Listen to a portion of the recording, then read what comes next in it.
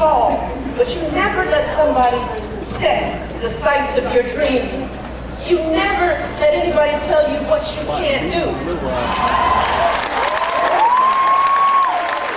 Yeah, we went to some of the best schools in the country. We are grateful and we know we are blessed. We know that there, but for the grace of God, go I.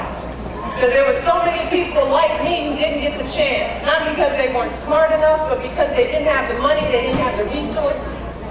And we cannot deny young people their dreams just because their families can't afford it. That's not what we do. Don't we deserve that kind of leadership, that kind of president? It is within our hands. And for me, you see, I may be a little biased, but the choice seems pretty clear.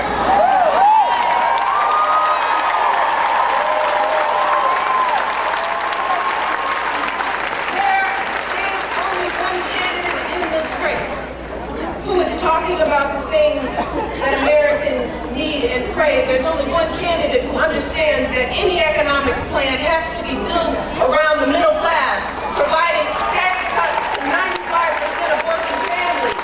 That folks aren't asking for a whole lot, that we need to start rewarding companies who are creating jobs here, right here in America, not those that are shipping them overseas. Investing in early childhood education, recruiting a cadre of first-class teachers, training them and paying them.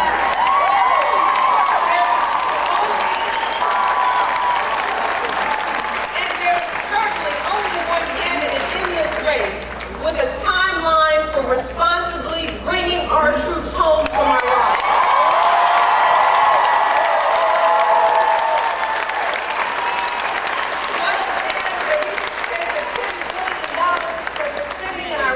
And invested right here at home on our health care, our energy policy. And there's only one candidate who has been fighting for veterans to make sure that when they come home, they're not standing at the back of the line for their benefits, that we invest in a 21st century VA system. And that we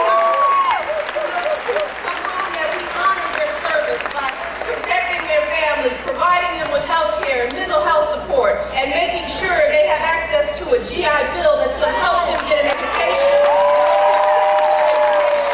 There's only one candidate who's talking about that.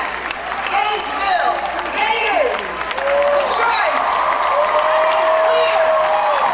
Only one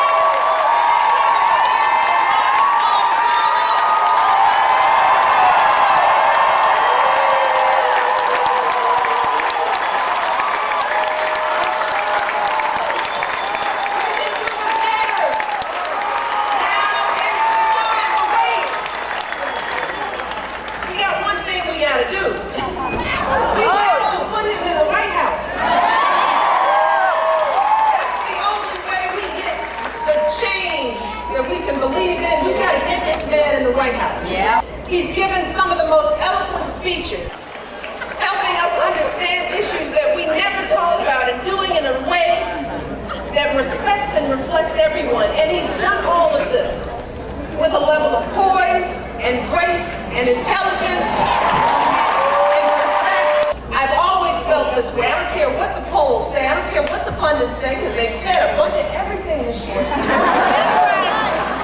As far as I'm concerned, Barack Obama will be the underdog until he is sitting in the Oval Office.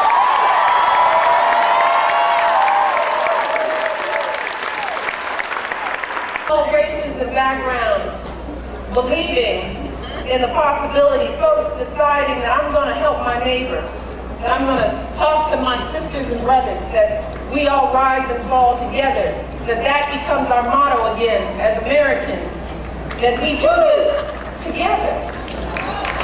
And if we do that, Gainesville, if we do that for the next 2 weeks, not only will we elect Barack Obama, but we could possibly change this nation, and we could change the world.